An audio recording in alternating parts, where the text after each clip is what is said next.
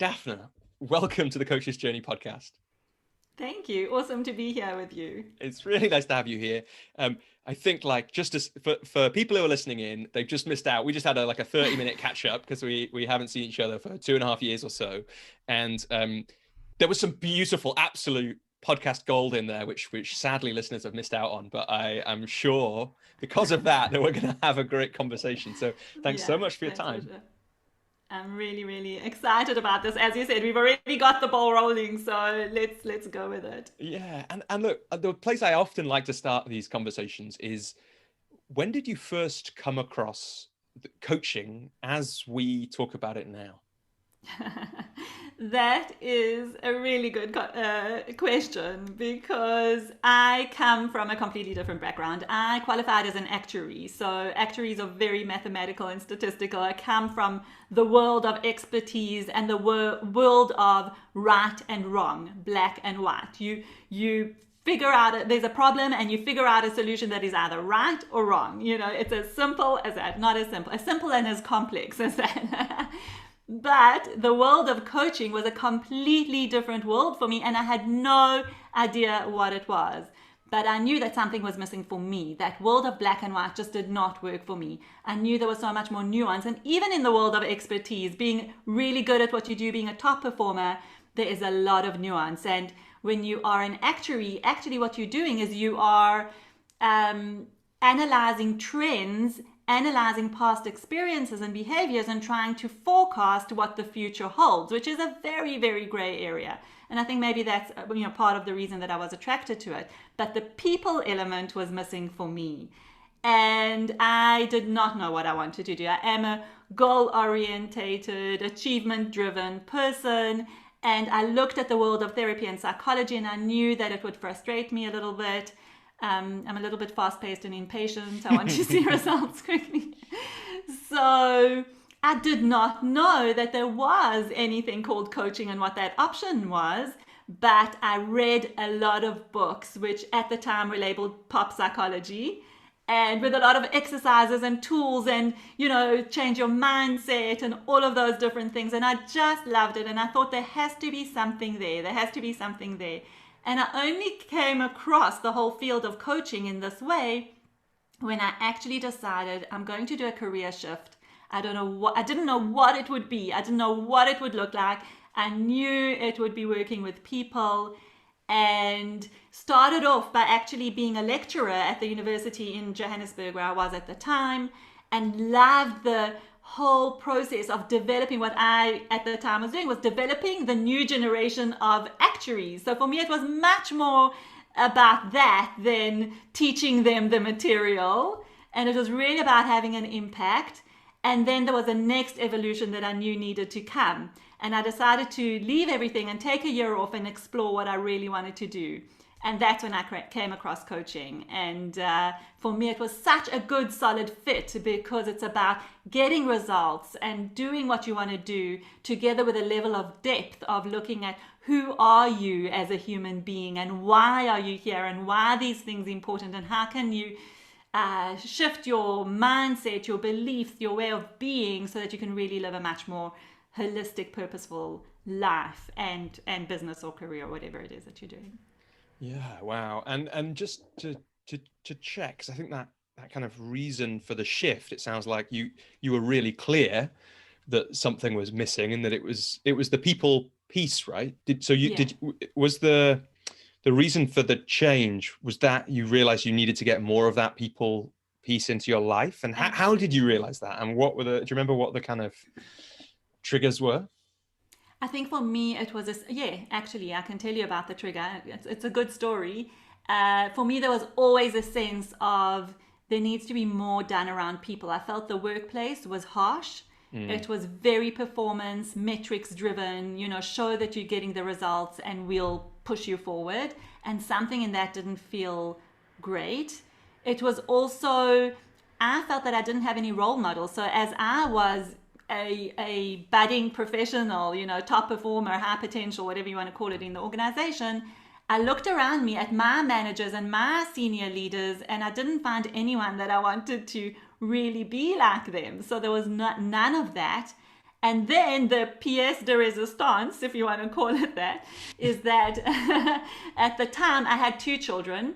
I was pregnant with my third, and when I went into, to have her, I got a son and then 2 girls.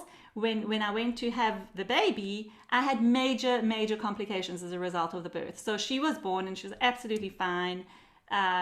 Very grateful for that. But I went into a kind of trauma situation and a whole lot of conditions, kind of generated from whatever, not to go into the medical story, but I had excessive bleeding, lost a lot of blood, and it was very touch and go for me at that point. They didn't know if I would actually survive that experience. And thankfully I did. I'm here to tell the tale. It was quite a process, a recovery period, a long recovery period with complications. But the initial bit of really not knowing if I was going to make it, and kind of the doctor coming out to my husband to tell him the news that it's touch and go, and they've done, that whole thing that we see in the movies. We've done everything we can, just pray now. That was a huge experience for me in terms of really asking myself the question of, what am I doing? Why am I here? And am I doing what I really want to do? And a big part of that was, coming out of that experience, and I'm sure a lot of people listening will have had some experience of either a close loved one going through something like that, or themselves. And in the beginning, you are kind of in like this honeymoon period. You can't believe that you've survived this major event in your life. And then, well, for me at least, I dived into the anger, like why did this happen to me, and why did it have to be like that, and blah blah blah, all of that. And then it's like, okay, the reflection, let's look at it, let's ask the questions, let's analyze what's going on for me, let's really get inside myself and ask the big meaning of life questions. And for me, what actually happened was that my work situation, I was lecturing at the university at the time, and my husband phoned them to let them know that I had the baby and that I was in kind of serious critical condition. And they were like, oh, okay. And a week later, they sent a bunch of flowers and said, when are you coming back to work? And for me, that was one of those moments that I remember so clearly, when I thought, is this what it's about? All they care about is me and my output, and when I'll be back at work. And they were worried that this would impact. I had a 4-month maternity leave scheduled, and they were more worried about, would I be able to come back to work after those 4 months, or would I, or rather than how am I really, and how they can support, and what do we perhaps need. And I'd been working there for 7 or 8 years already, doing stellar work. I was a super... I'm a high performer. I take things seriously. I give my all to any piece of work that I do. So for me, that was a bit of a shock to the system, to say, is this what it's about? Is this what I'm about? Is this what I mean to them? And that kind of put me on a path where I decided I'll work back my maternity leave and then just take time off to really understand, internalize, and take in everything that had happened to me, and focus on what I want to do next. Wow, yeah. And it's like the experience, it's the medical experience itself would be kind of enough, to be looking at life differently. But then to get that really kind of, I guess, for you, really clear message, something it sounds like you'd already been thinking about in work. To get it kind of shown to you in that way. It's true. It did feel like a message for me. As you say, I had been thinking about what I want to do, what is the purpose of my work, how do I bring more meaning into it.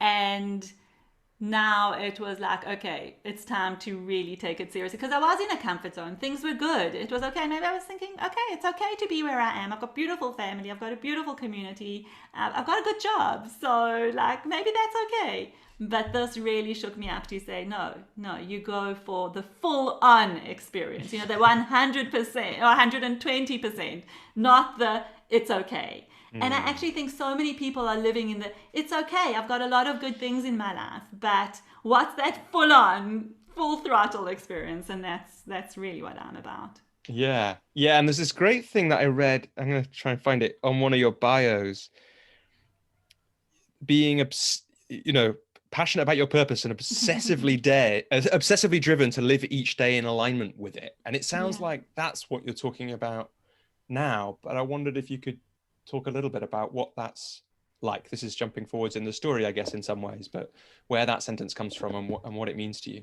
Yes, it comes from exactly that point of saying we can recognize everything that is going well in our life. And I think that's really important. I really do think you've got to come from the point of gratitude and understanding the good things that we have. There's always going to be more that we want, and there's always going to be stuff that we strive for, and kind of thinking of that what next question, which I know you're also thinking about. Yeah.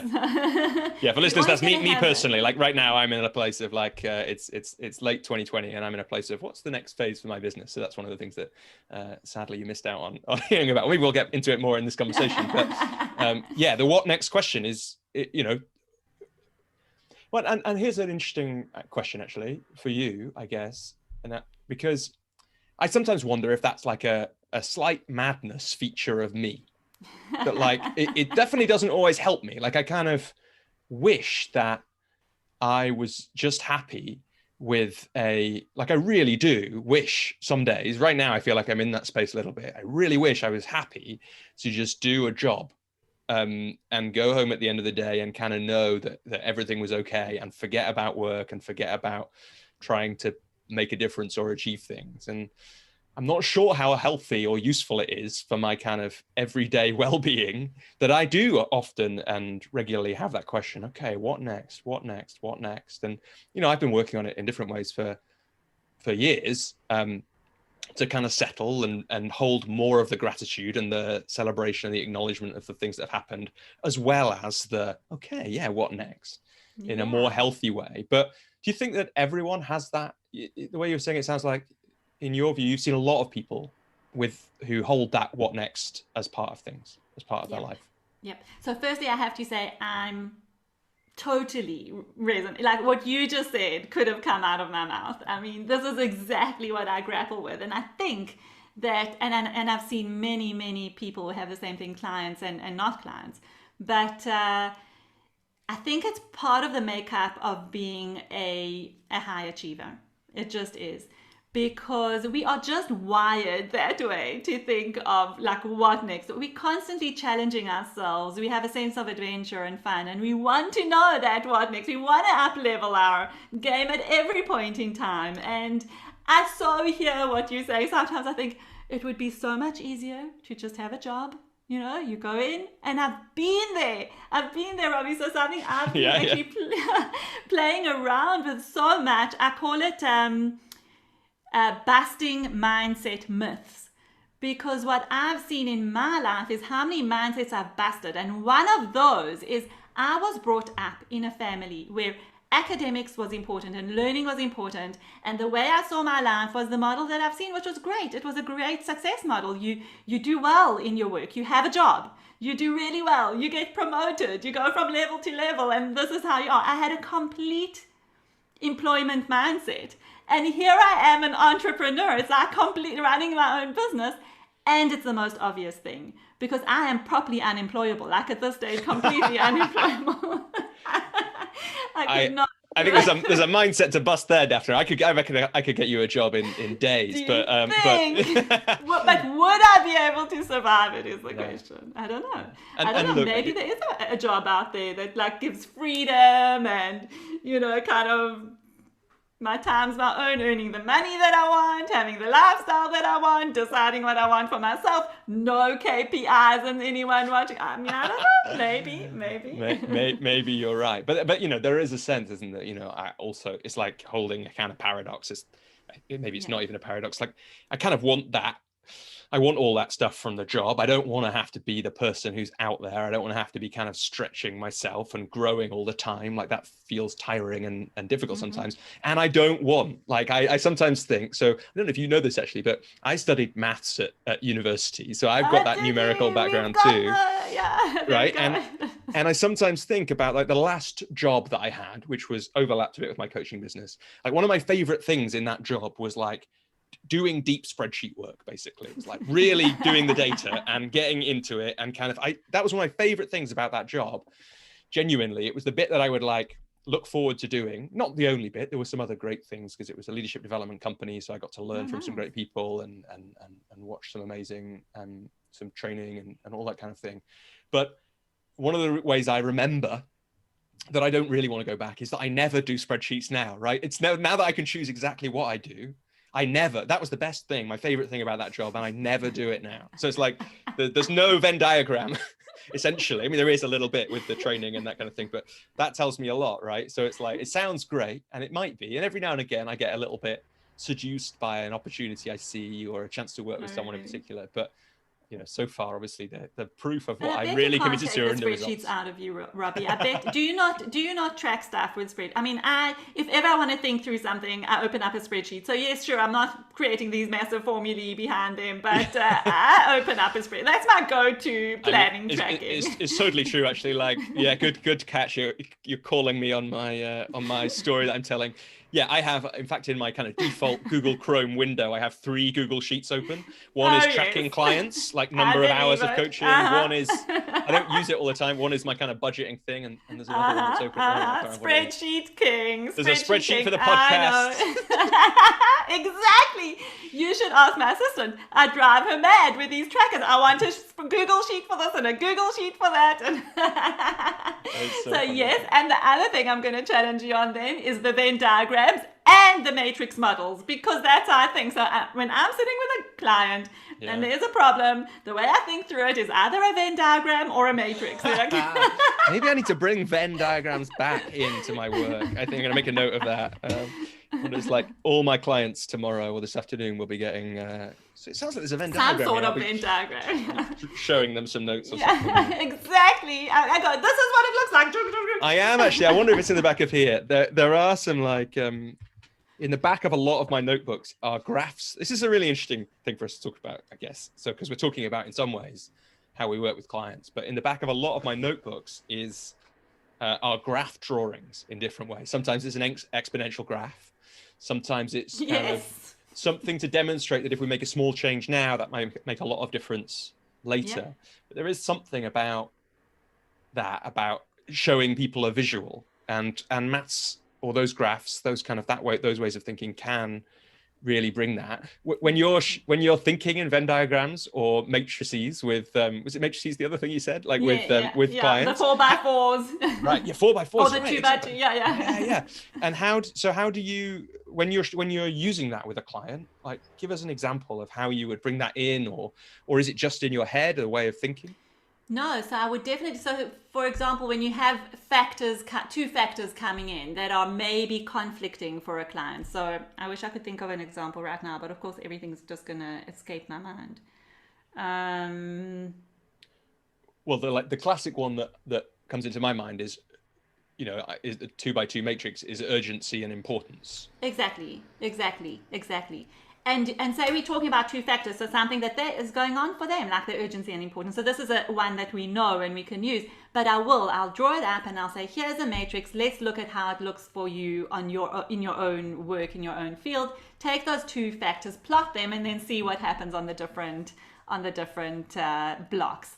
And then I would draw it and show it to them, and they would draw that in their own book as well. And as you're talking about it, those graphs for sure are something that we use as well. And continuums, I use a lot of continuums. So, if you are, one that I actually spoke about on my podcast not so long ago was rebel or stickler, like, are you more of a rebel? Are you more of a stickler? And where do you want to be on that continuum? So I think those are frameworks maybe, or ways of thinking that can make our clients thinking more visual and help them place themselves on whatever diagram we're showing them, so that they can get more awareness of where they are and where they want to be. That's a cool way of thinking about continuums as well. Yeah, there's a really nice bit in Seth Godin's, not the one, he's out promoting a book at the moment, but the last one that he wrote, This is Marketing, there's a really nice thing in there about positioning. And what he says is essentially choose up to 4 things which your people, whoever they are, value in the kind of service that you provide. Plot those on a kind of graph, and then look at where you actually are, and then try and draw this is like, essentially, this is a USP exercise. Like, what's your unique selling point? Try and create axes where you end up out in one corner and everyone else drops away into the other end. So the classic thing, the example he uses when I heard him talk about it was with chocolate. So originally there was just like chocolate, and then there would be people who wanted, you know, you wanted it to be delicious, and then the cheaper the better, you know, as long as it's equally delicious. And so you've got two axes.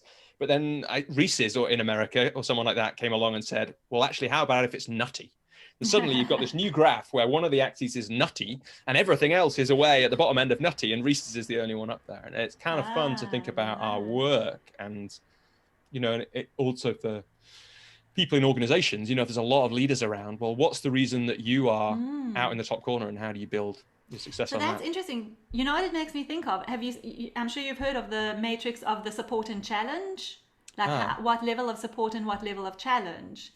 And that's actually quite a good one to think of us as coaches, because we have to have the right level of support and so high support, high challenge. High support, low challenge is more of a feel-good exercise. High challenge, low support is very demanding and can take people over the edge. And obviously no support, no challenge, nothing there.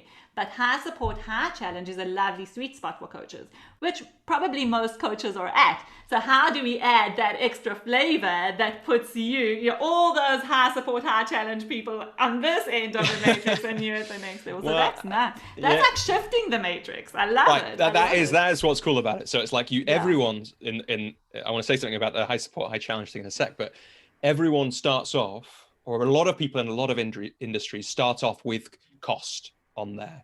So they think, and coaches do this, they think that the only way to compete with people is to be cheaper, you know, that actually like that's the way. And, you know, cheapest and quickest is often a bit less in coaching, but it, you know, it's like, if I don't get back to people, it's there as well. If I don't get back to people by tomorrow, they'll be gone. Right. And that's one way to run a business. And it sounds tiring to me. And in most businesses, like in the UK, if you're an online delivery thing, you can't win on fast and cheap, because Amazon has already won. There's no way that almost any business can compete on fast and cheap with Amazon.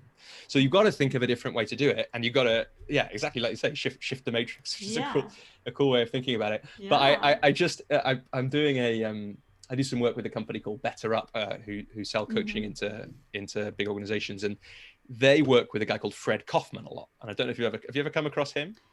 Someone mentioned him to me today, because I was talking to another coach who also does work for Better Up. Nice. So they've done this cool thing with Fred, where they've created a training based on his book Conscious Business, and which is a great book. Really recommend it.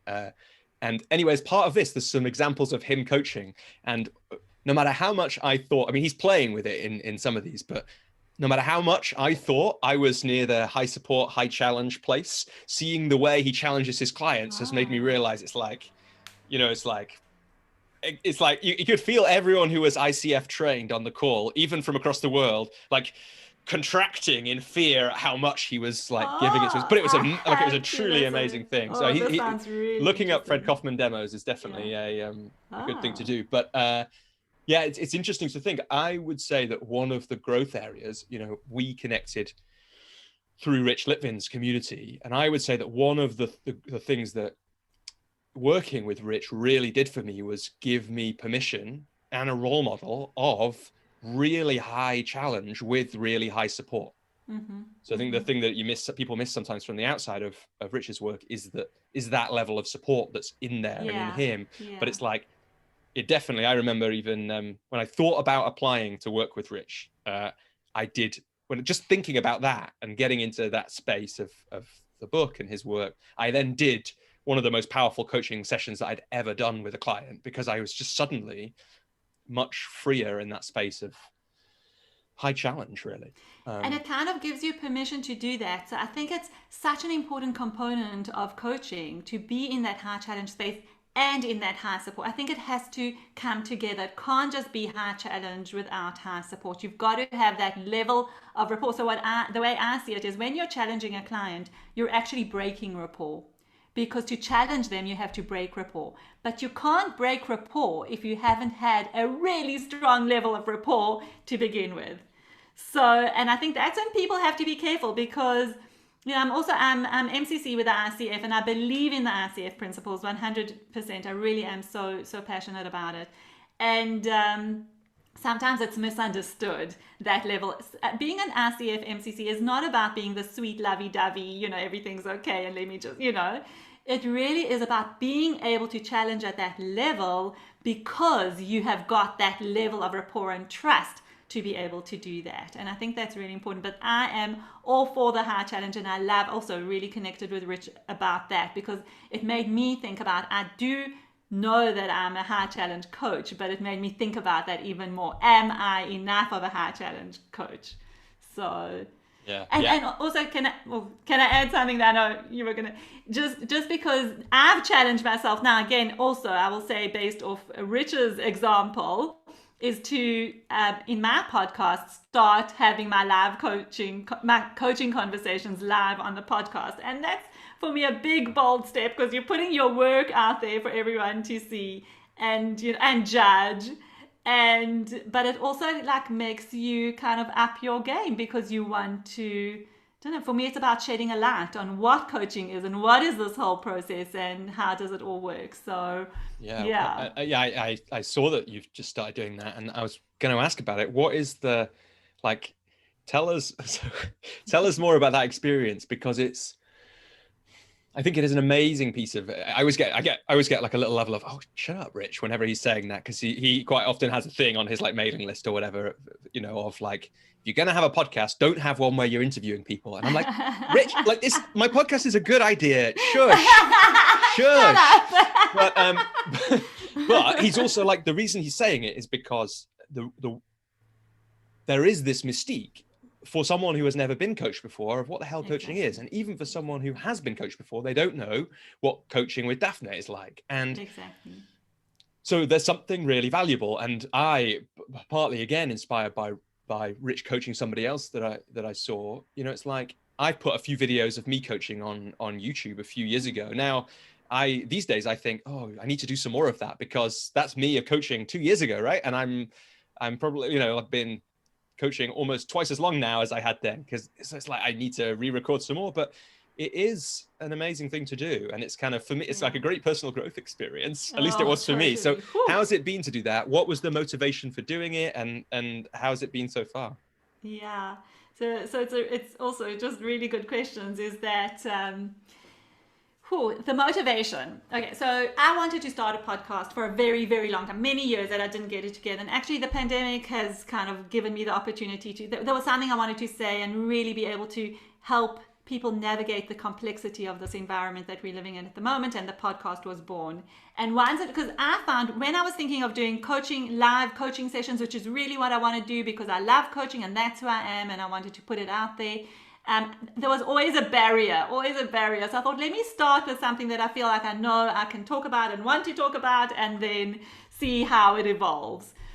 So the motivation for the coaching conversations is really because I have so many clients who often ask me, what's it like with other people? Do other people experience the same things? What do they get coached on? People are curious about what goes on in coaching sessions, and even people who have gone through coaching are curious about what goes on in other people. Are they normal? So there's a little bit of that. As you said, the mystique of coaching. What actually happens in coaching? How does it work? And what's it like? And so to kind of be able to shed some light on that and say, this is what coaching looks like, a little bit of what coaching looks like, because I think it's different also when you're doing it on a podcast to when you're really doing it with people in their own space, and you can get really much more deeply into the conversations. And there's a limit to how, I do think, in fairness, to how vulnerable or open, although I found people have been very vulnerable and open. There's just some different elements to a podcast coaching than maybe when you've had a long-term coaching relationship with someone. But it really is about that, opening the kimono, so to speak, having a look at what goes on in coaching sessions. And a second component is that the people that I work with are generally experts, high achievers, people who are really, really good at what they do. And it's very difficult for them to ask for help. So even educating a little bit about what coaching can do and how coaching can help you, so that you don't always feel like you have to go it alone. And for me, what was really important is that the coaching would be not aimed at coaches, because I think coaches always want to hear coaching conversations, different styles, different approaches, what they can learn, they can deepen their own coaching approach. For me, it was really about, no, I want to be kind of shedding light on what coaching is for the leaders. My audience is the leaders who need coaching, who want coaching, who are curious about coaching, who don't know what coaching is, so that they can get a sense and a taste of it. And that's really what it is. It's really just a bit of a taste of it. Yeah, no, I think it's beautiful. And it's such a, you're so right about the people who find it hard to ask for help, about, it's like, and also can just hear how it will be what would you call it? Like, it'll be the intro, it'll be the appetizer, or the way for those people who find it difficult to ask for help to get a small bit of help from you by listening to the coaching sessions with other people. Exactly. And I've heard people, my brother was even sending me some coaching sessions that he listened to years ago, as kind of when he was learning what coaching was. And, but it was like, he was learning it really, but he was learning what coaching was, but more, I think he was learning from the ways of thinking that were happening in those sessions from the client and the coach. And so I can really hear how that will work. Yeah, I want to jump in there for a minute, because that does happen. Because I think we know that when we're listening to a coaching conversation, there's something that happens in us. There's something that shifts in us, because there's always, or most often, there's something that we can relate to. So even just a question that the coach asks, or an insight that the client gets, all of a sudden stirs something up in us. So we can actually use those coaching conversations to see where we're at and do our own self-coaching a little bit as well. So, and obviously the huge benefit of knowing you're not alone, because of a lot of the things that people bring to coaching sessions are things that you're experiencing, and it's just so nice to know that, Absolutely. Just like a kind of specific question, which might feel a bit weird, but I just think it's interesting. Who are the people that you're coaching on the podcast? How have you found them, and how have you contracted with them? Yes, this is also really has been a bit of a challenge. So I've just been how am I getting them? I'm just putting the word out there, and whoever's interested, I really invite them to join. So anyone listening here, please do, reach out. I'd be happy to host you on my show. I am wanting and aiming to find more people who aren't coaches, because I've been approached by a lot of coaches, and it's awesome. I love coaches, and I love working with coaches. And coaches are just really, really great to coach, But I wanted it to be more business leadership focused. So people who are struggling with things on a business and leadership level that other business leaders can relate to. And coaches just have a different worldview and outlook. So it has been a bit challenging. I will say that. It has been a bit challenging, because also, I think I'm generalizing, but it's harder for people who are finding it hard to ask for help, who don't know much about coaching, and who those who know how kind of precious the experience is, to open themselves up to being coached on a podcast.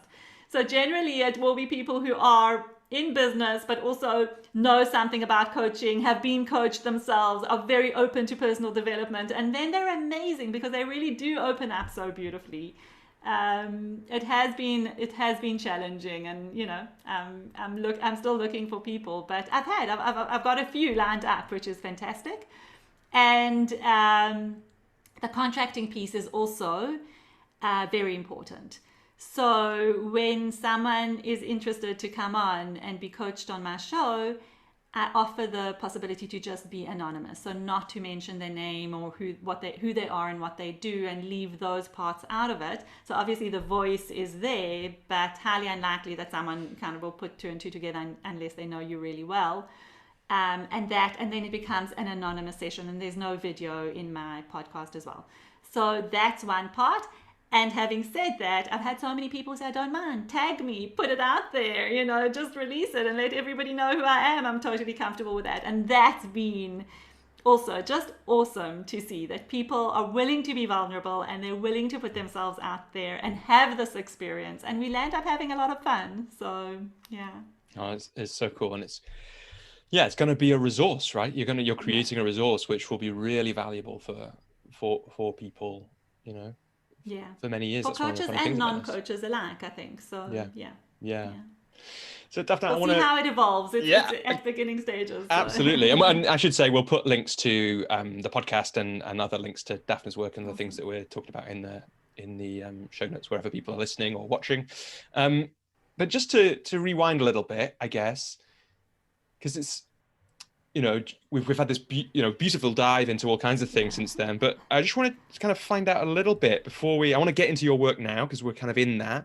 But before we do that, I'm just wondering, you had this year off, and at some point in that you came across coaching, and at some point after that you decided to move into it. Could you talk us through a little bit how that happened? And I think you were in South Africa at the time, so what that was like in terms of when was this, and were there a lot of coaches around at the time and those kind of things, and then bring us a little bit into how did you get started, and where did you get started, and how did you look at your coaching at the beginning?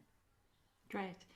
So if we kind of go back, I think taking the year off, I was just very fortunate to be able to do that. So from a financial point of view, and I know a lot of people can't, but I did. I just decided to make that move. I was in South Africa at the time. Thankfully, my husband was incredibly supportive because he was going to be the breadwinner for that period.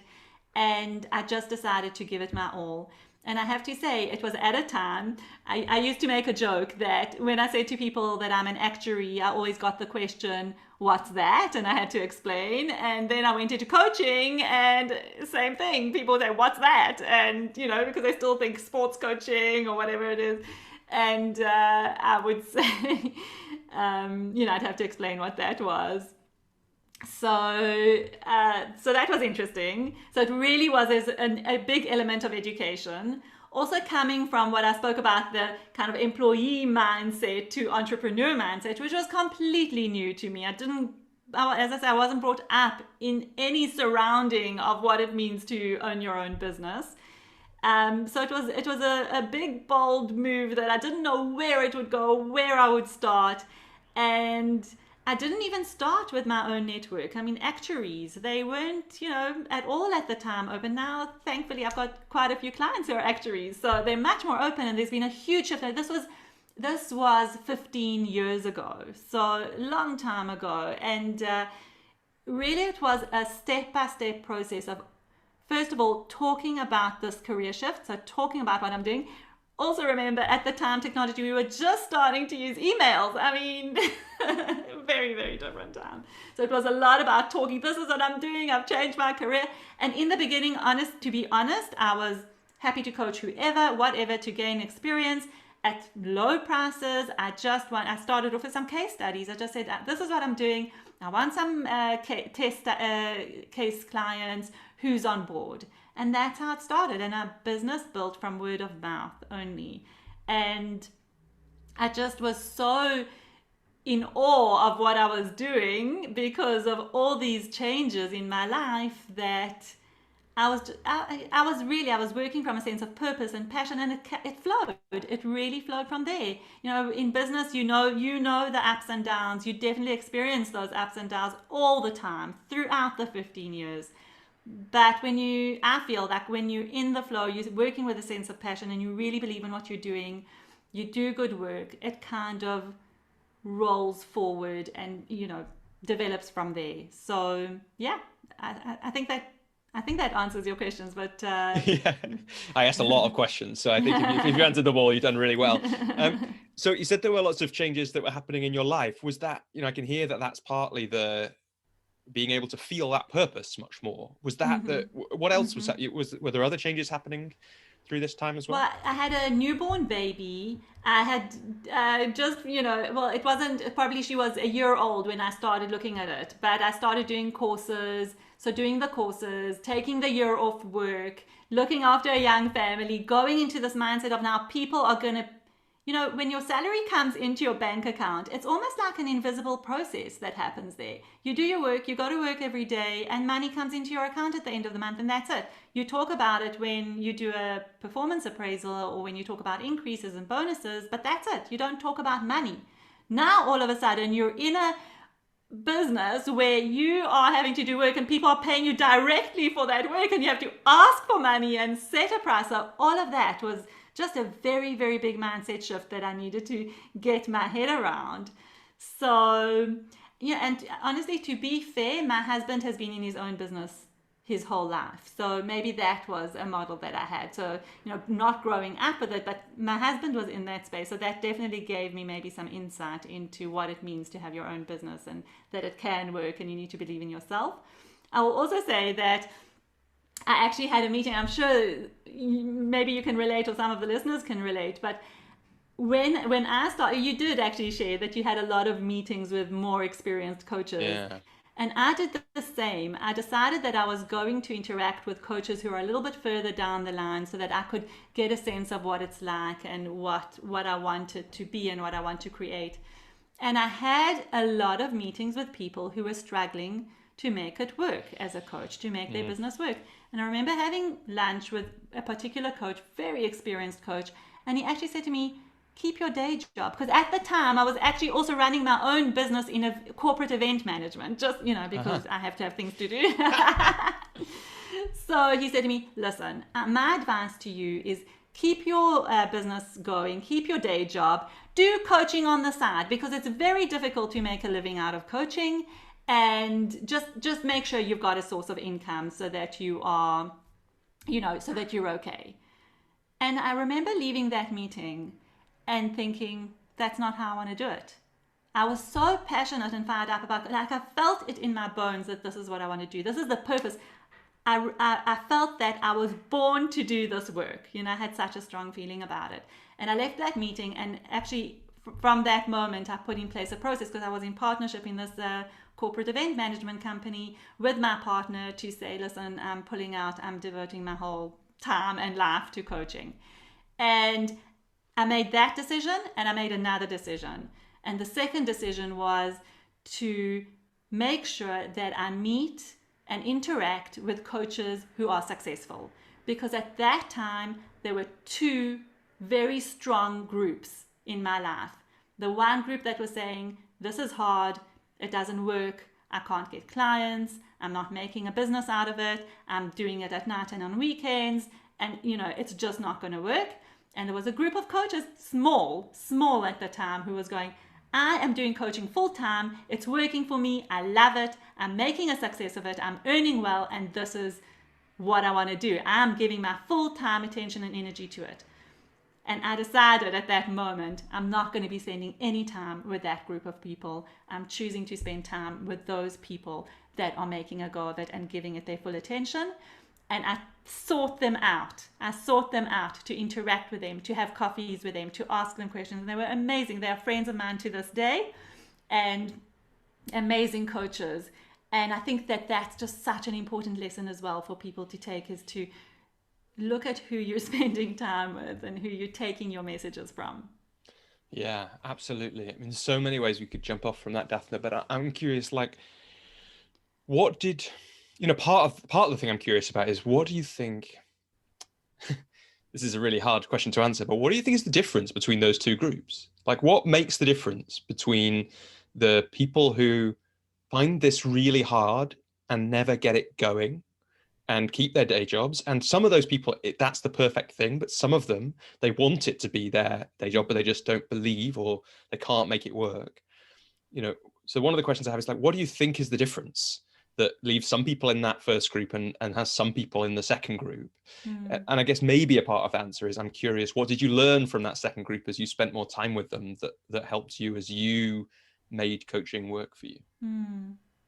I love that question. I love that question because it applies to so many people today still, and to so many different areas of life. My gut response to that question is that it's all in the mindset. It's all in the mindset, how you look at things, and the level of belief that you have in yourself and your craft. And I do think that being in business is a risky business. It's a risky thing. You've got to take a risk. You've got to take a leap if you want to make it work. Now, as I say this, my heart fills with sensitivity to, I think, many people who have probably done that and are still struggling. So I don't know if I have the answer as a blanket answer, because everybody has their own kind of story and their nuance around what works for them and what doesn't work for them. But I would really encourage everyone to just ask that question. Do you have full belief in yourself? How are you looking at things? Is there like a back door in your mind that says, this is no good, this is not going to work, I don't know what I'm doing? We all have that level of self-doubt and imposter syndrome and all of that. Every single person has that.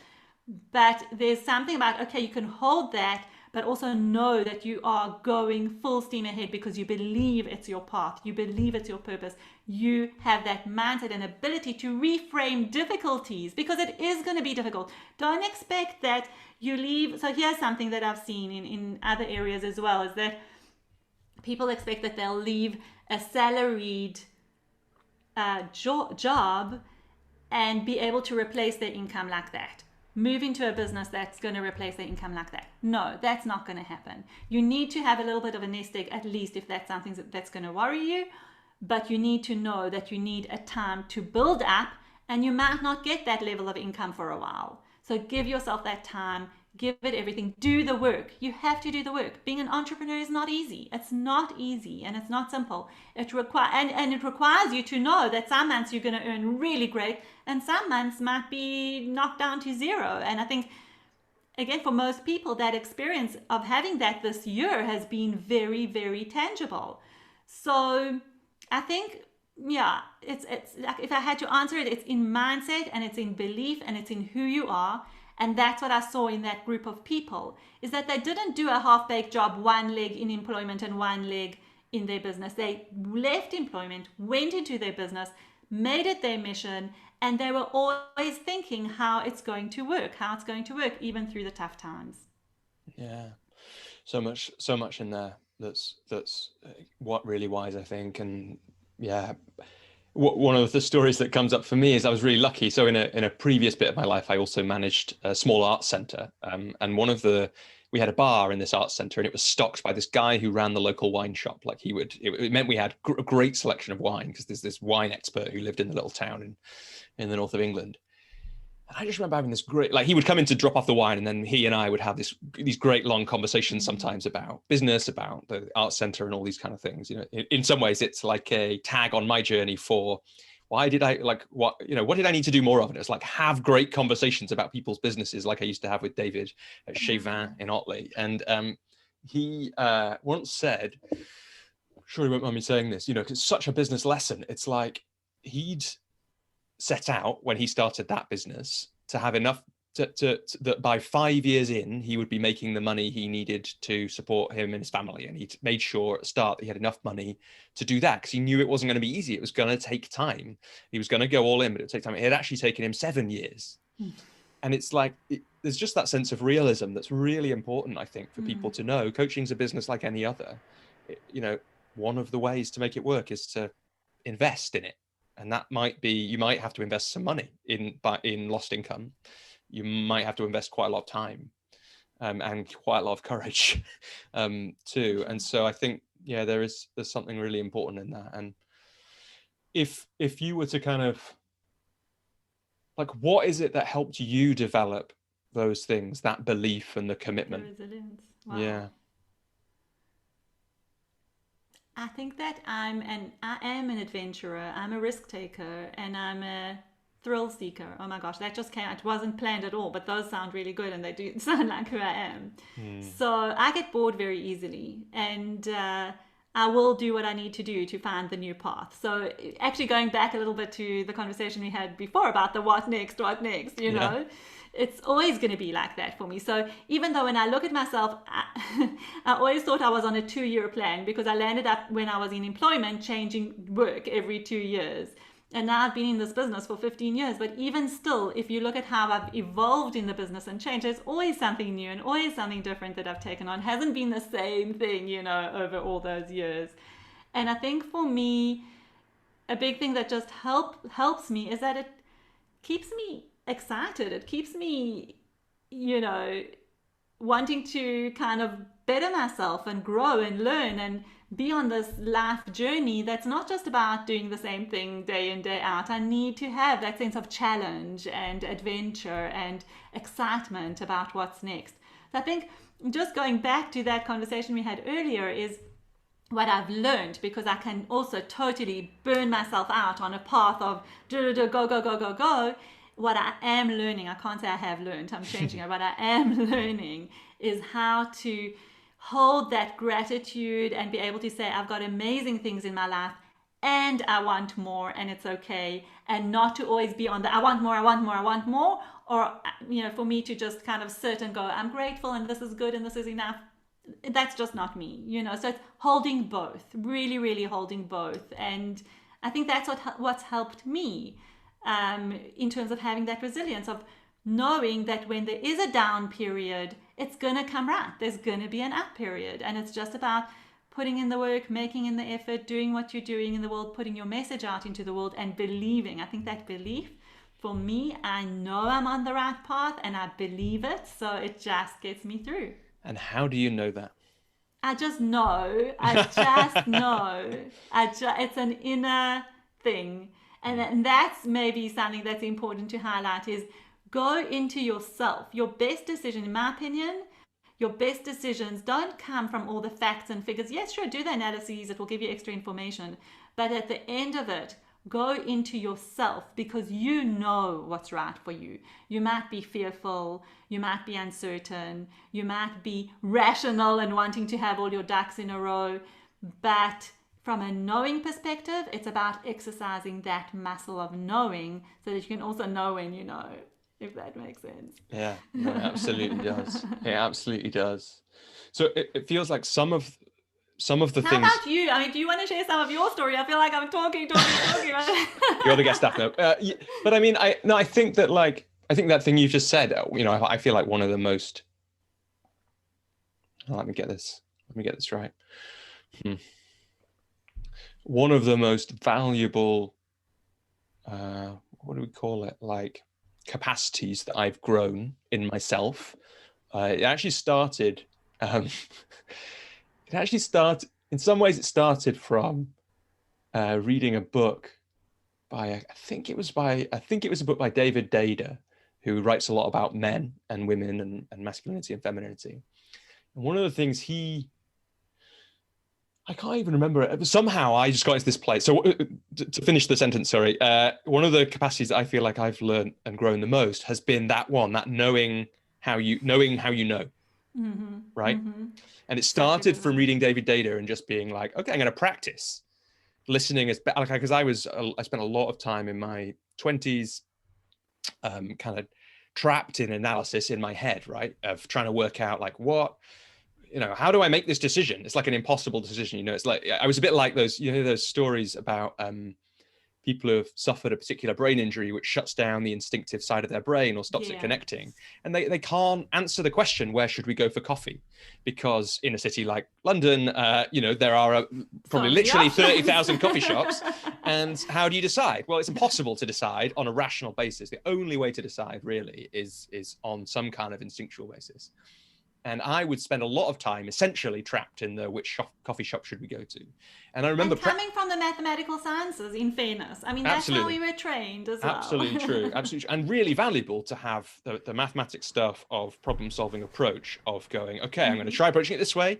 Okay, I haven't got the perfect solution. So what if I approach it this way and then this way and then this way until we get something? So all that stuff is really valuable. But I remember practicing it. The reason I'm talking about David Dada is I remember practicing it in the supermarket. It's like someone says, what should we buy? And it's like, okay, well, of course the answer is it doesn't matter, or there is no right answer. Like those things are true on a rational level. But what if I just listen to my instincts and give an answer? And that was a super fun practice, like love it. To do. And in some ways, that's a practice that's continued, and it serves so well in coaching, because a lot of coaches, and especially I did a really beautiful bit of training with Coaches Rising, who are an online training company, and it's called something different now. It's called, the program that I did was called Coaching from Source, and is now called Becoming a Transformational Presence, I think. I'll look that up for putting it in. But essentially, it's about coaching from presence. It's about how do you really coach from the moment. And that was the time when I really took that thing that I'd been practicing in the supermarket, and when my now wife was asking me, what should we do this evening, or what do you want for dinner, instead of going, I don't mind, which is true, it's like, well, what's my instinct? What do I actually want for dinner? What's the best I can do? That's where it started. And then coaching from source was great, because it just really got me into that space in coaching, which is, how do you just listen for what's the right thing to say, what's the right thing to do, what's the right question to ask, and trust, really. That's so beautiful. I love it. I just have goosebumps listening to you, because that is what coaching is about, Robbie. It really is. And okay, I'm not reducing it all to that, but that's what coaching comes from. Because, you know, when you're training coaching, and I do a lot of that actually, a bit less now, but I used to, is train managers in organizations to manage from a coaching perspective. So leader as coach or leader as mentor. And they always want to know, but how do I know what the right question is? Or how do I know what the right... And it's not. It's if you listen with full presence, the question will come to you. Don't listen and think, what do I say next? Actually listen and just be completely within yourself, and the right question will come up, or a good question will come up. There is no right question. And I just love that. I have a story to share. It's not totally coaching related, but it's such a good one. Yeah, go. It was my son's birthday not so long ago, and he is, I think, let me get this right now. Yes, he turned 23. Okay. Right, I look way too young for a 23-year-old son. Of course, you absolutely do. It's a true story. For anyone who's not watching, that is a totally true story. So it's so hard to buy a present for a 23-year-old, and you just want to get it right and whatever. So we decided to go to this shop called Decathlon. I don't know if you have it as well. Yeah. Sports shop, camping shop. It's got all those things that he loves. And I thought, okay, let me walk into Decathlon and just go with a sense of intuition. I don't know what he needs, but just go with a sense of intuition of what draws me. But my head got in the way, and I really don't. I was starting to rationalize, does he want this, does he want that? And I remember walking in and having a thought, hiking pants. That could be a good present. And then I immediately dismissed it. I thought, I don't know what he wants, what he likes. My head got in the way. And I went and I analyzed everything, like literally walked through the whole shop and ended up buying him some gym equipment, which he actually didn't need or want. But the funny thing is that when we gave him the present, he looked at this and he goes, thanks so much. I don't really need it. And I said to him, it's really fine. Go and exchange it for something else. No problem. We really were stuck what to buy. I went with my husband. And as I said, we really were stuck, and we thought maybe you wanted this, but if not, it's okay. And he goes, you know what? And then I said to him, I actually saw they had some really nice hiking pants. He goes, whoa, actually, I do need a pair of hiking pants. And I literally just in that moment understood like how we get so distracted with our head thinking.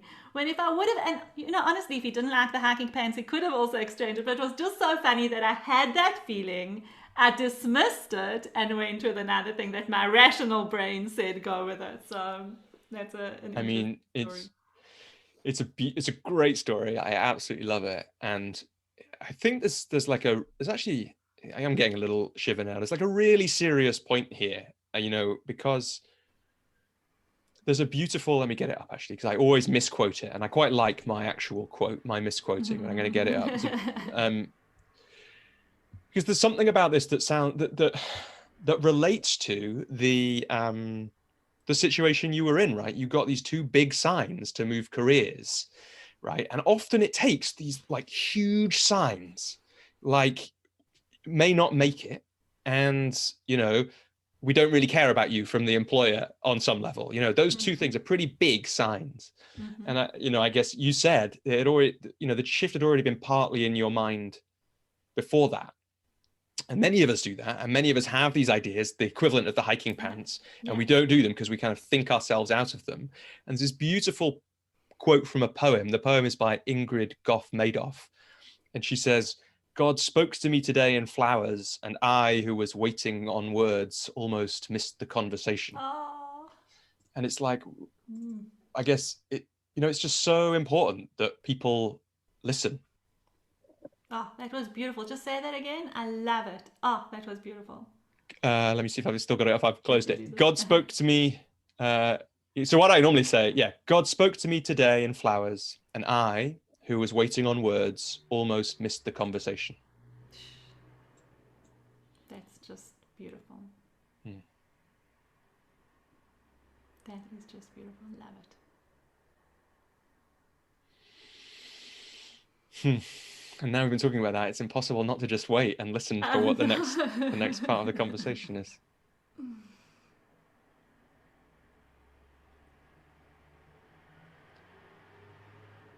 Here's what I want to know, Daphna. It is kind of thought, but I think it's what feels right in this moment.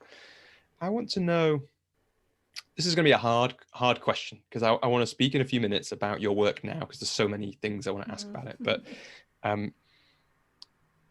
15 years is a long time to have been working in coaching. You'll have learned many things over that time.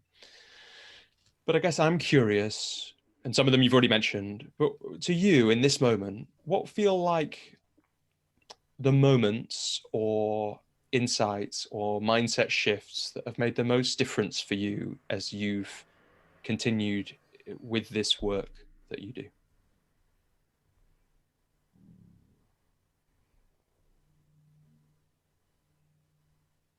I think there are so many. There's so many pivots, but maybe one to talk about, which is also really, really interesting. And there's two. One is the pandemic, of course. Yeah. But before the pandemic, because I think that actually helped to build, for me, a huge amount of resilience in this time as well, is moving from South Africa to Israel. So that was 5 years ago. And I had a good reputation. I was getting pretty well known in South Africa for my coaching and my work. And in fact, I had just, I think about just over a year before that, I'd climbed Kilimanjaro. And that was also huge, life-changing experience.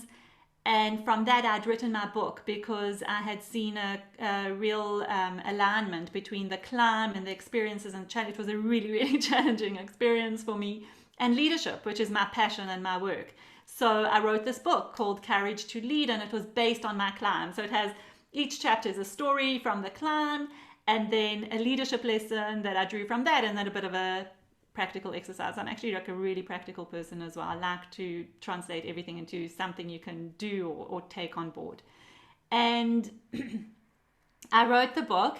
So I just wrote the book. I'd been on a PR exercise. I was getting huge visibility and really even more, like really feeling like I was at the peak of my business and career, or getting to, I think there's always more of a peak, as we said, but getting to some kind of peak.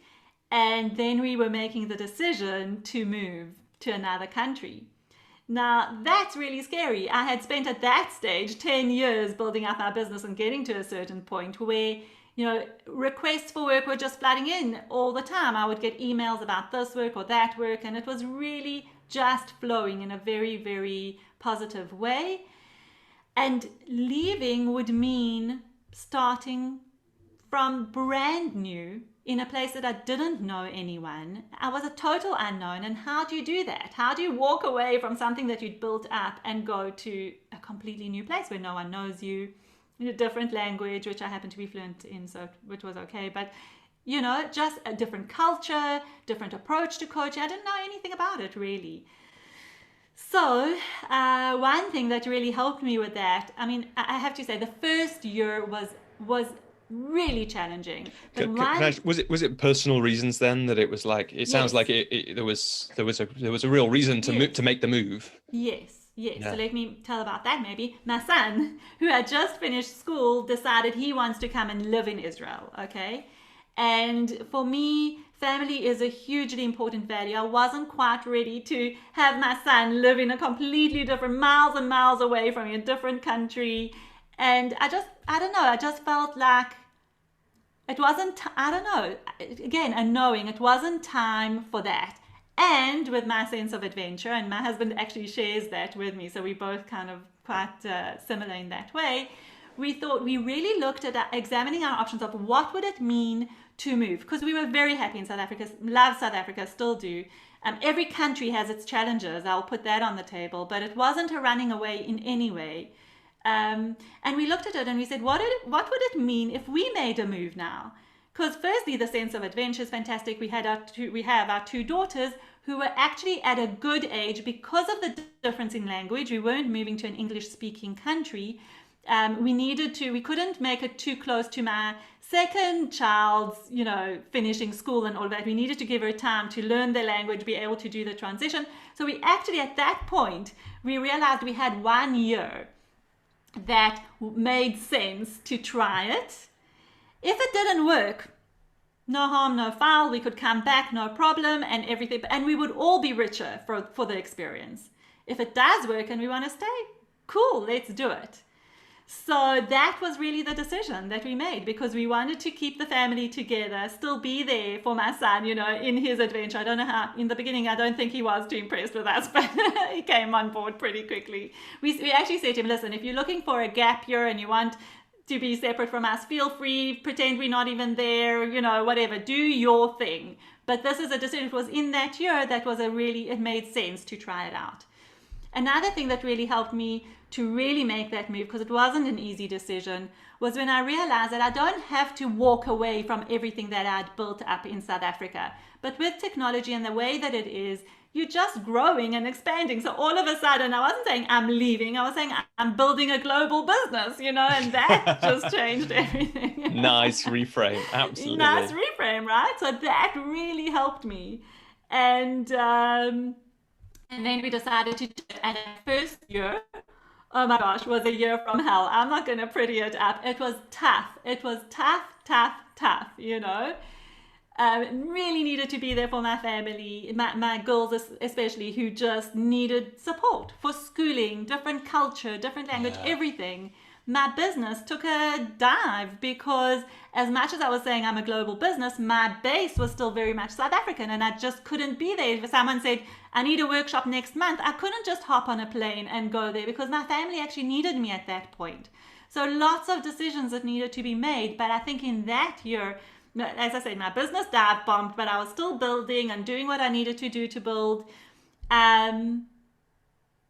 I think I developed a level of resilience that was just incredible, and a mindset shift around what is possible and how you can, this was out of choice, and I think we sometimes have a lot of challenging situations, not out of choice, but this was out of choice, and it was still really hard, but I showed myself that I could do it. And that for me there was huge learning in that, huge around mindset and how you approach stuff and how you get through challenge and difficulty and all of that. Yeah. And you said then that family is a really important value for you, and that comes across really clearly in that story. I just wonder, it's like, here's a challenge, right? Starting a family, third child, less than one that you've got at this point, and you start a business, and it's, obviously from anyone listening can hear that it's gone from strength to strength, but how have you managed to hold that value of family and its importance, and the importance of your children to you, which is obvious, alongside, like you say, the high achiever in you, the one who always wants the next thing, the thriving business and the PR trail in South Africa, all that kind of thing. Yeah.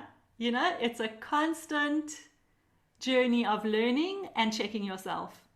So I often speak about that. I believe in balance, actually, a balanced approach, but I don't necessarily call it balance. I call it rhythm. You've got to go with the rhythm of what's going on in your life at the moment. So for me, my priorities are so clear around family and career. They're both really, really important. But family comes first. That is clear to me. And if I need to say no to something because there's a family commitment, I will. It's hard. I was asked my son actually got married not so long ago, and I was asked to speak at a conference overseas, and I just so wanted that conference, and it was, off the back of another conference where they really enjoyed me, so it was kind of like a returning customer, and I said yes. And the date was, I think it was literally the week before his wedding. And it didn't sit right with me. It just did. I know that my family is so capable. They could have done it. He could have done it. But I just felt I wanted to be there. Never that I needed to. I wanted to be there. I didn't want to be flying off to speak at a conference a week before my son was getting married. And I went back to them and I said, no, I'm going to bail out or pull out of this one. And I gave them plenty of notice and all of that. But, it's just that. It's knowing you're not always going to get it right. I'm not. And I'm not going to say I always did that. Sometimes I did take on things and it was really hard, and managing it is hard. But it's about the rhythm of where you are wanting to be at a certain point in time and how you want to get through it. So for me, that's actually a very big question. Something I experienced recently is actually my husband was sick. He got the coronavirus and he had to be hospitalized. And in that period of the hospitalization, I actually wrote about it in one of my newsletters and blogs, is that it was a very stressful time, very, very hard time. And I canceled my entire week of clients and everything.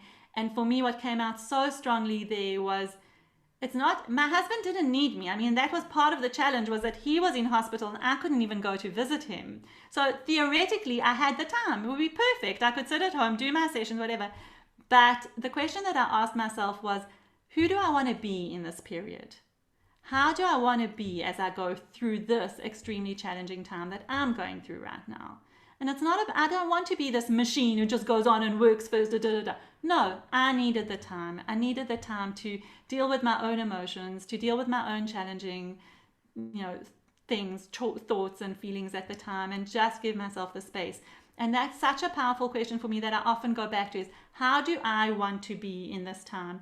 And you can, I've told you a couple of stories relating to family, but you can ask yourself that about work stuff as well. How do I want to be as I engage in this project? And sometimes that means your family takes the back seat because you need to give all your energy to that. And that's what I talk about when I talk about rhythm, because it's about listen to yourself and listen to the rhythm that's right for you. And that question of who do I want to be as I go through this is really something that follows me in my life and how I make decisions. Yeah, and that idea of rhythm, not balance, I think is that's a really sophisticated distinction that I think a lot of people will find useful. Was that you might have just said it, Daphna, with the story about your husband, but I think you said there were two things that came to mind, pivot points. Maybe one was moving. Yes, Was and the second? The Yeah. pandemic, yeah, and how that's affected business. Because again, for me, and I know people have experienced it differently, but for me, came a point, I had my year set out, projects on the go, things happening, and the pandemic came and things stopped. Projects were put on hold by organizations. Travel was stopped. So that means anything that was, something that I needed to travel for was put on hold. And it was again a moment of, my resilience. I actually attribute that first year after we left South Africa and my resilience of going through that. I think that really helped me and is helping me as we go through this very, very complex environment that we are living in at the moment. So yeah, so that's the second one, is like, how are we dealing with this pandemic? Do we want to talk about that? Yeah, and let's talk about that in a sec. But there's something I think really important in what you've just said, which is that, that going through a complex, challenging year prepared you for this, because we're recording this in November 2020.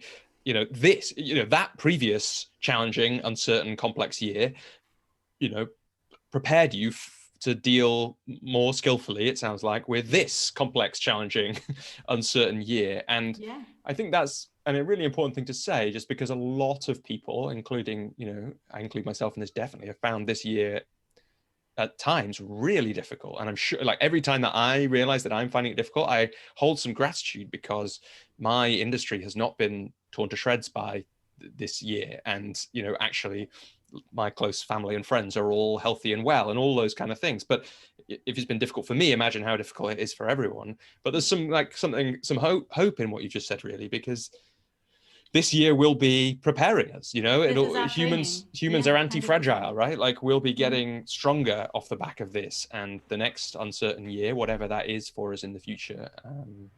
Yeah. And you can kind of feel that in some ways, and I can kind of see it in family and friends and myself and clients working out, okay, given all this, how do I deal with it, and how do I create my boundaries better, and what are the advantages, and what's impossible from here, and all those kind of things. But it's nice to hear that, I think, and Yeah. worth mentioning. Yeah. And I think also it's from both points of view of this is training us for something. This is building our resilience and our capability and resourcefulness. Also, we can draw on the challenging experiences that we've had in the past and the resilience that we've already built to get through as well. So there's both sides of that. Let's not forget, we have been through hard things. We can do hard things, and we can do this as well. Yeah, absolutely.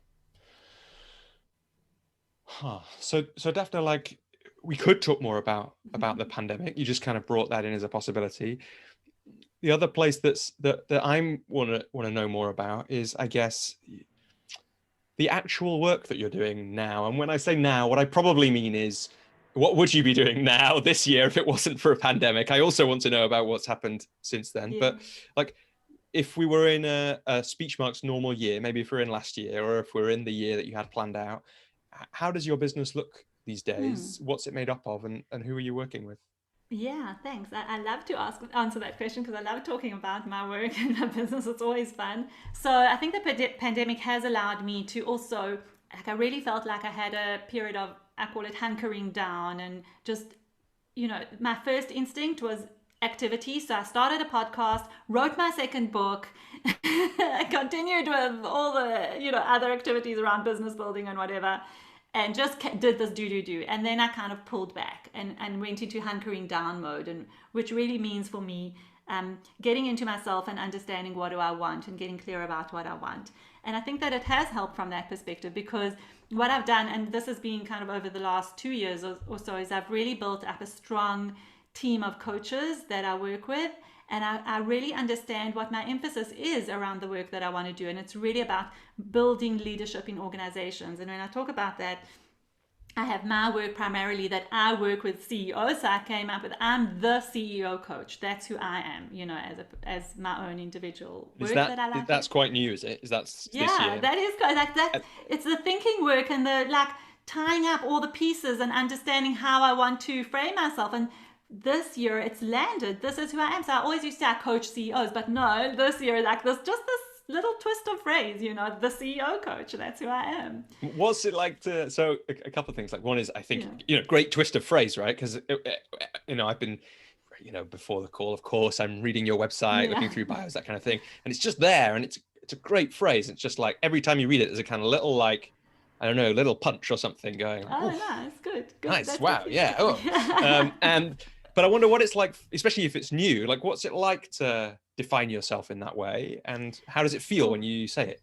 Yeah, so defining yourself, whoa, that's a huge topic. And I think we all know that, right? And especially with branding and marketing and who am I and what do I do and all those questions that coaches, I think in particular I find hard to answer. So it's an iterative process. It's an iterative process over years of how do I find that messaging that I want to put in? What is my message? And I don't necessarily believe that, when you open a coaching business, you have to define your niche, like so many people say. It's not about that. It's actually getting to know yourself. Every time you redefine your message or your brand or your this or your that, you get to know yourself better and what you want to put out into the world. And that, at least that's what it's been like for me. And when I thought of the CEO coach, it just landed. It was like, yes, this is who I am. So actually before that, I had this tagline or whatever that I used, which is talented people becoming extraordinary leaders. Or I think that's what I've been talking about. Talented people, talented experts becoming extraordinary leaders, because it's about making that transition from expert to leader. And I remember when that happened for me, it was like, yes, this is it. This is what I do, and this is how I like to work. So it kind of has stuck for quite a few years now. And it felt the same with the CEO coach. It was almost like, it was all of a sudden so obvious. Like, why didn't I think of this before? It's like, so it just landed. It's like so right for describing the work that I do. And together with that, because it's not, I am the CEO coach, but I also believe in building future leaders. Now, if you think about that in a business or an organization, so if you think about that for a minute, a CEO has to have a strong leadership team around them. So it doesn't matter. Yes, CEOs need to build their leadership skills. There's a lot of CEOs have, can do that and have it coming naturally, and a lot don't. And especially the CEOs who come from professional or expert backgrounds. So they need some work there. Part of that work is understanding how to build and empower this team around you to be the future leaders of the organization. And that has become so clear to me as well, and it's part of my mission. So what I've done is I've got a strong team of coaches around me who, when we go into an organization, identify the future leaders and offer them coaching to build their leadership skills. And I just love how this whole thing has come together so beautifully and clearly for me, because it all ties into who I am in this world, what I want to do and how I want to be. And the other thing I just do want to say is, for me, the connection piece is really important. So when I work with clients or when I work with my coaches, it's about being really connected to them. So I've had lots of experiences of plug and play, being part of a team of a consulting business that sends in coaches, and it's like, we have 100 leaders to coach and we want these 50 coaches to coach. It's not like, for me, I take great care. So it's more of a boutique kind of experience where I get to know the coaching clients. I know who they are and I know who my coaches are, and I match them beautifully because I know who they are. And if it doesn't work, we change it. But it's kind of, that's the philosophy, building the community of coaches so strongly so that we're in this together and feel like a team, and building the relationship with the companies so that we really give them the level of service that they deserve to have. So that's how it kind of all fell together for me, and that's the work that I'm doing in the next that's my next future iteration of what my business looks like. Yeah, I love it. That's this 2-year cycle. You said 2-year cycles before. It might be longer than that, of course, but it's like it's an iteration, and I think that's a really beautiful way to put it. And this might feel like a strange question, especially because I'm sure the answer is iterations and a number of years, but it's like one of the things that I think people like. So one of the things that I sometimes hear from coaches who are starting out, and because I call myself a leadership coach as well, maybe I need to come up with a better way of flipping that round like you have, but maybe that's the what next, right? But yeah, I was a leadership coach until about a year ago. Yeah. Yes, exactly. And now no more. No. But people will ask, how do you coach? Like, how do you become a coach of leaders? How do you become? And for you, it might be, how do you become the CEO coach? Like, how do you find the CEOs? How did that come about? And I guess that's a little bit about that evolution and both, like, how did you, I suspect I know the answer given what we've said in this, but how did you know that was the right thing for you, and that's what fires you up, and that's the mission? And also, like, literally, how did it happen? How did you become someone who coaches CEOs? Yeah, I think it is a little bit in what I've already said, and if I summarize that, it's really, I've said it before, it's about, you have to, I don't want to say have to, okay, because they're always different. So my language is sometimes like, but No, say it. I like hard and fast things. We'll quote you on this as well, Daphna. This will be whatever you say now. This will be the title of the episode. Exactly. For me. It is a matter of building up experience and having it come from inside you, of constantly going back to that grounded place of what feels right for me, what ties in or aligns with my brand and my message and the work that I want to do in the world. It always comes back to that. But you have to have the experience to be able to draw on to really have that come out of you, if you understand what I mean. Yeah. So it's really doing a lot of work and seeing what comes into your space, what draws you in, what kind of requests you're getting, what fires you up and lights your passion, And it's a lot of stuff of being able to say, okay, I did this project and I didn't really love this, or I did this and I loved it. And really having that process of elimination and noticing and being aware of what seems to feel right and what doesn't. I'm not going to always say no to the things that don't feel right, because sometimes we have to pay the bills, and that's okay. But notice that. Notice why you're taking it on, and notice that, okay, this is more of a bread and butter thing, cool. But this is the type of work I really like to do. And then you do change your messaging and the way that you work to express that. And now, I remember the first time that it happened, that actually a CEO that I'd coached a few years ago approached me to coach some of his team members. And he actually said to me, he contacted me and said, actually it was two people. And he said to me, look, I really enjoyed our work a few years ago and I loved your approach. And I want these two people to have that same experience. And in that moment, I knew I wasn't going to coach them. It's not where I am anymore. I mean, I know that I could, but it's just not what I'm focusing on.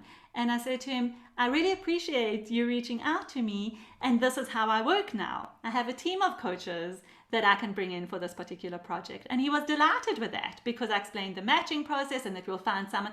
I'm also not going to be right for every person.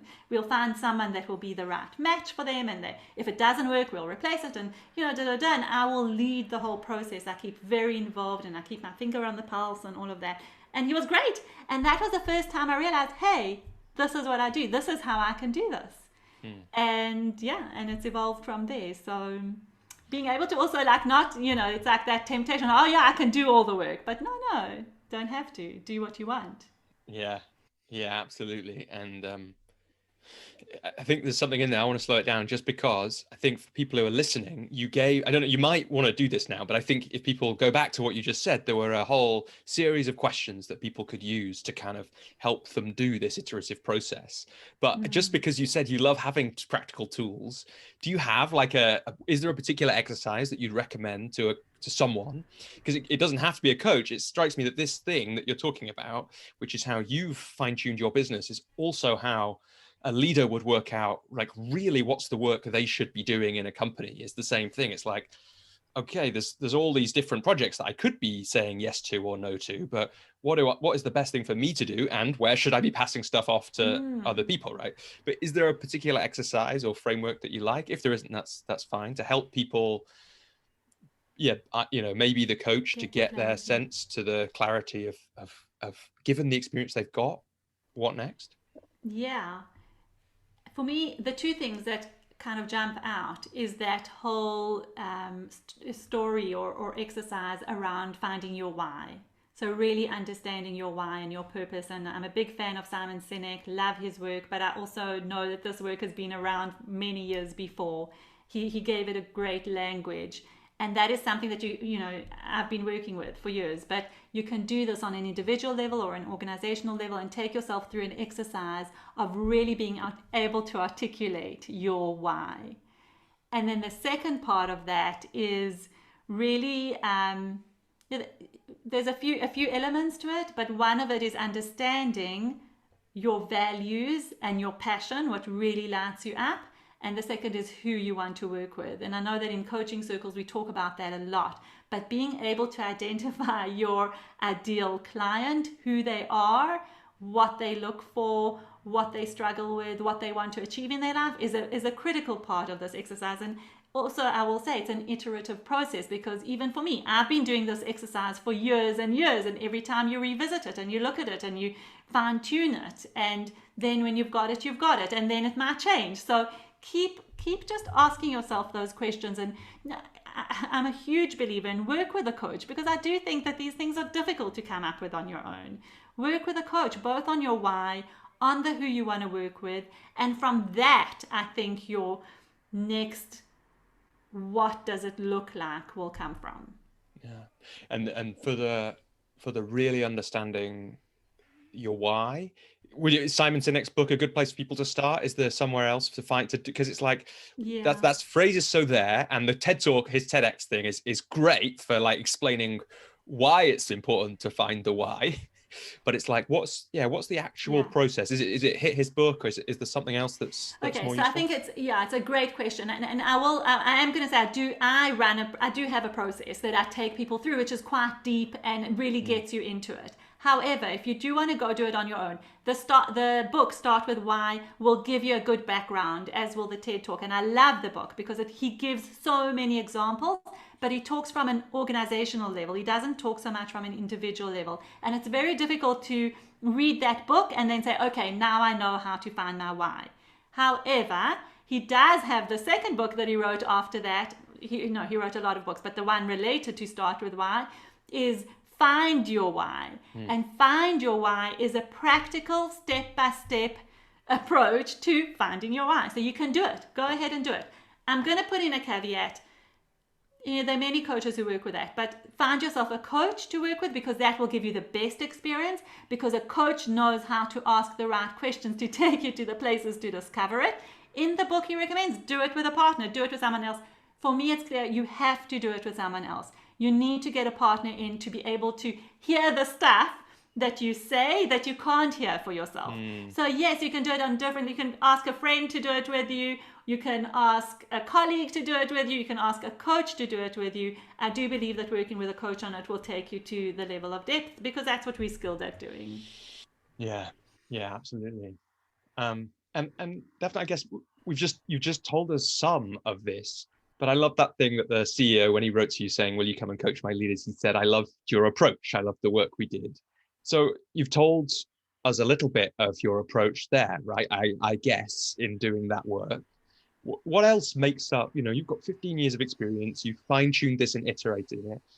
How do you talk about your approach these days? This is a question that every coach hates to be asked.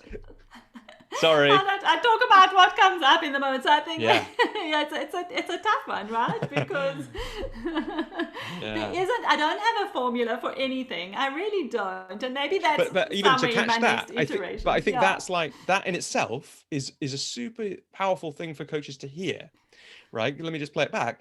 15 years of doing this, you don't have a formula, and there's a reason for that, right? It's maybe you'll come up with one and it'll look like you've got a formula on the outside, but my suspicion is, even if you come up with a nice, neat looking formula, you won't follow it every time, right? Because that's not how the work works. And I think that is important to pull out.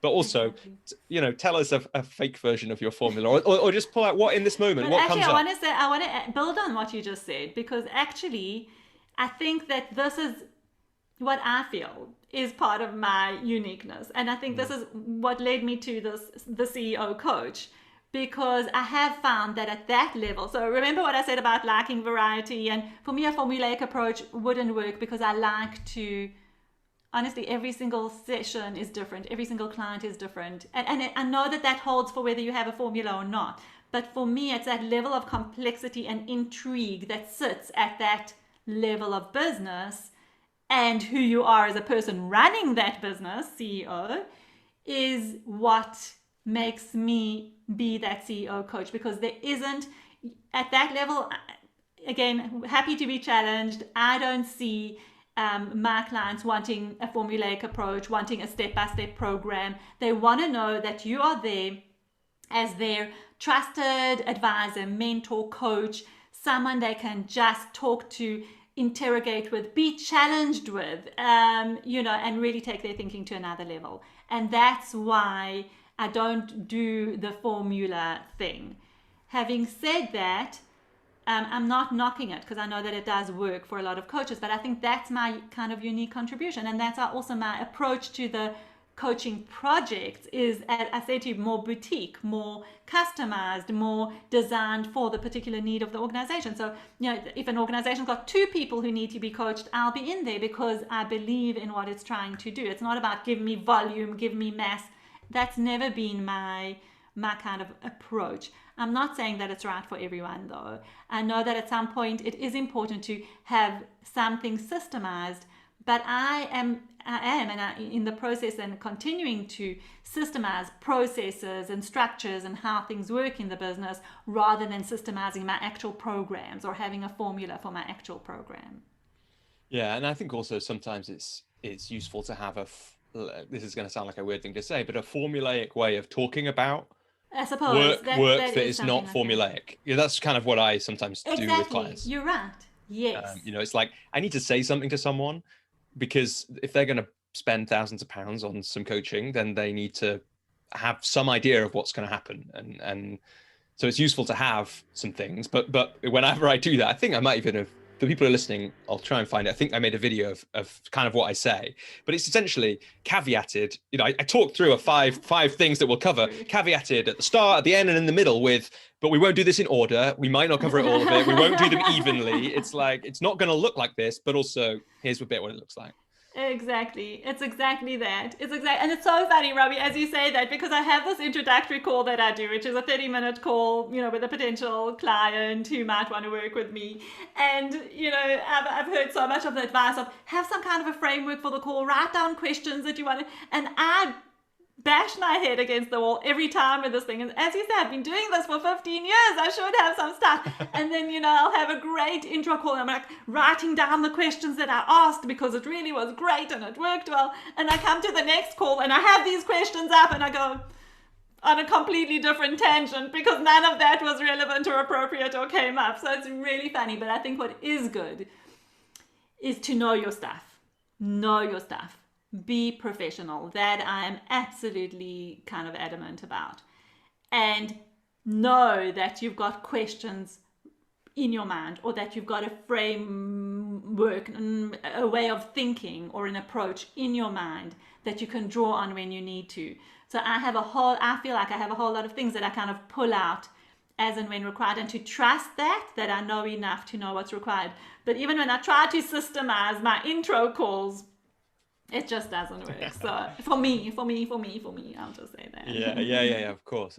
And look, like in some ways, I know why you're saying that, and I know you're joking a bit. But one of the reasons I wanted to create this podcast, we were talking about that a little bit before we switched on, is because there are so many different ways of running a business like this. I mean, so many different ways of running any business, and it's really valuable for people to hear. And I don't think these are lessons just for coaches, but it's like that's kind of why we're here. To hear that there are different ways of doing it, and to hear that you don't, it's as useful to hear that what you do after 15 years of experience, partly because it gives people permission to do it their way. And I think that's an important part of it, Robbie, because, and I'm sure you'll relate to this as well, but when you're building your business, you hear so much about what you should be doing and that you should have this framework, or you should have this system, or you should, have your intro calls a certain way, or you should, and sometimes it's actually just really good to hear, trust yourself.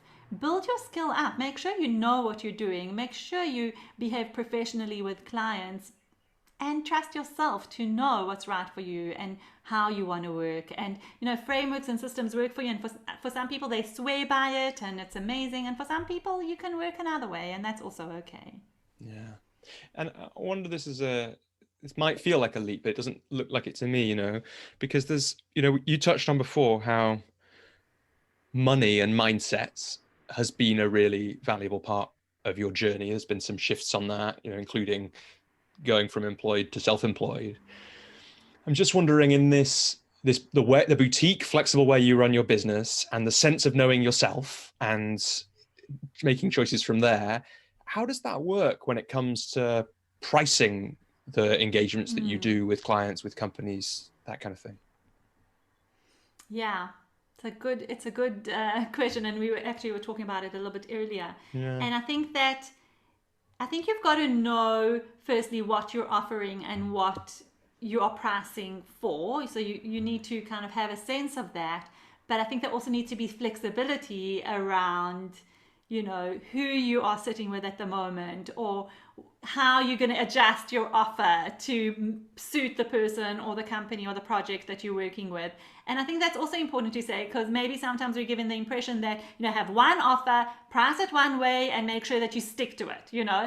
I, again, don't believe in that, because I think you're working with an organization. Recently, I had a project with a non-profit organization that I ran a workshop for. And I say to them a few times, listen, non-profit, I'm happy to do my pro bono. I do pro bono work in my organization as well, or my business, for, companies or people that I feel could really benefit. And pro bono organizations are one of those. Non-profit organizations are one of those. So I said, I'm happy to offer a discount. Anyway, there was a misunderstanding, submitted my invoice, and she said, but I thought you were going to give me a discount. And I said, you didn't ever get back to me, so I just, submitted my invoice. But you know what? Choose what you want. I'll have an hour coaching session with you. I'll sit with your team again and we can wrap some things up. Happy to contribute. Let's do it that way. And she was delighted. So It's about having that flexibility. Sometimes, again, a piece of information we'll hear a lot is do not discount your rates for whatever. Sometimes it's really okay to do that, Sometimes it's okay to say, I want to work with this person and I'm happy to do it at a lower price. I want to work, this company is going to give me value beyond, like if it's a big name company and you think it would be something that would be really worth putting on your CV, or something, or the ideal client that you want to get more of, whatever the reason, there are reasons for adjusting prices and being flexible with prices as well. So that's what I would say. Like, look at your approach, make sure that it's solid, that you're getting paid for the work that you're doing, and be flexible with yourself, be flexible with your potential clients, and see what feels right to you. Yeah. I feel like that's been a bit of a theme of our conversation, is like, grounding yourself, trusting yourself, and kind of what feels right. Yeah, it really has, hasn't it? And in some ways that's a nice point to almost end the conversation. But I want to ask before we do that, like, what have you got coming up? You mentioned the second book is written, a pandemic book. There'll be many. Like I think I said, we're having a baby, which essentially is going to be a pandemic baby. Like we'll see if the lockdown is still in place when it's touchwood born in January. And I bet I heard on the British news, there was certainly someone was talking about publishers have been like overwhelmed with book submissions. I actually finished a draft of one of my books that I'm working on in the pandemic too. So it's like, clearly it's going to be a pandemic book, but so that's coming up. What's that book about? And what else have you got coming up that you're excited about in your work? Yeah, so I will say the book I'm excited about the book. It's called Weekly Habits for Extraordinary Leaders. It's actually out already. It's available on Amazon. So if you want to check it out, feel free. And the thing there is, I think that for me, everything I do is a double-pronged journey. It's about what you do and who you are or who you become in that journey. And I think that the what you do, we generally tend to have a handle on. It's the who we are that maybe is something that we need a little bit more support with. And anyway, I think having a fresh pair of eyes working with you on that is always good. But this book is really about taking some of those elements of working on yourself as a leader and breaking it down into practical tips and tools, something that you can do every single week that will develop you, your thinking, and your way of being as a leader when it comes to leading yourself, leading your team, and leading your business. And that's what I wanted to do, just make it short and quick and practical and easy to read and simple to implement. And I think I've tried to do that, and I think that I've managed to do that. So it's a great resource. It really is just a great resource which you can open anywhere, short chapters, and something for you to take away and implement. That's what the book is about, the pandemic book. My next project, listen to this. I love that you've got so many things coming up. Listen, I wonder if you'll be surprised by this one, but my assistant is helping me with this because this is a big challenge for me. But I am taking a full month off in December, January, because that is my next project, because I think this year has been challenging on many, many levels. And for me in particular, just around the business and getting things done and and what's going to happen and making sure everything's in place. And I'm tired. And I think a lot of us are feeling this tiredness, exhaustion, just needing to step back and take a break. And I want to do it. And I want to do it well, because I'm not good at doing that, I'll admit. Yeah. I take a break and I put some things in, So that's my next project, is 4 weeks off and truly off. And just allowing myself to take a break. Yeah, I think it's so important. I didn't quite manage it in the way, but I took most of August off this year. Nice. And I hadn't realized how much I needed it until I did it. And there was a few coaching bits where it was like clients I'd worked with for quite a long time, which were due to finish, because of the contract, had to finish during August. So I didn't want to drop them with a couple of sessions to go.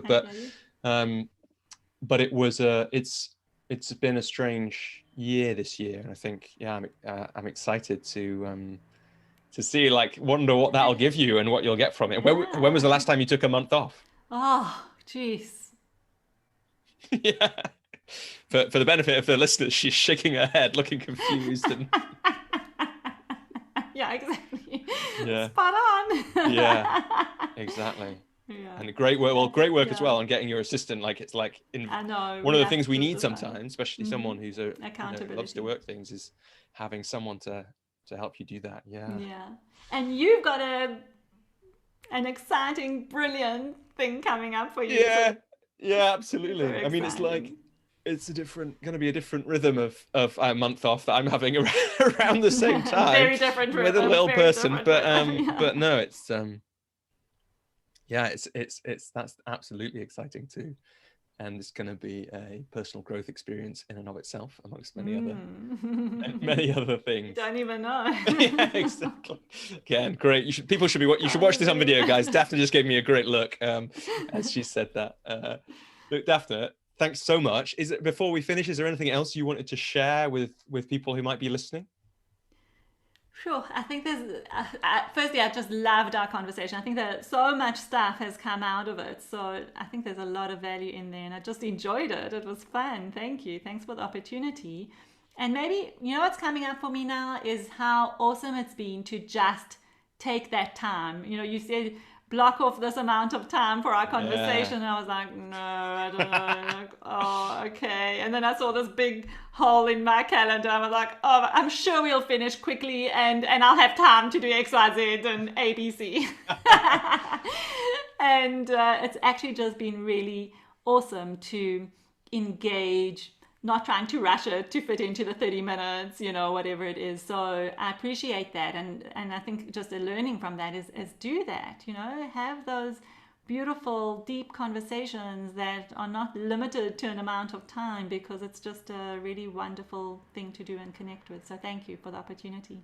Yeah, it's been a total pleasure, and yeah, a very energizing conversation to be a part of. And I guess it might be, given what you said about how much you love flexibility and being in the moment, and that theme of this conversation, and I love those things too. Perhaps it's no surprise that we had a flowing, flexible conversation. But yeah, it's been such a pleasure to have this time with you, Daphna. And I know that everyone listening will have taken so much away from this, coaches, but also anyone who's listening in.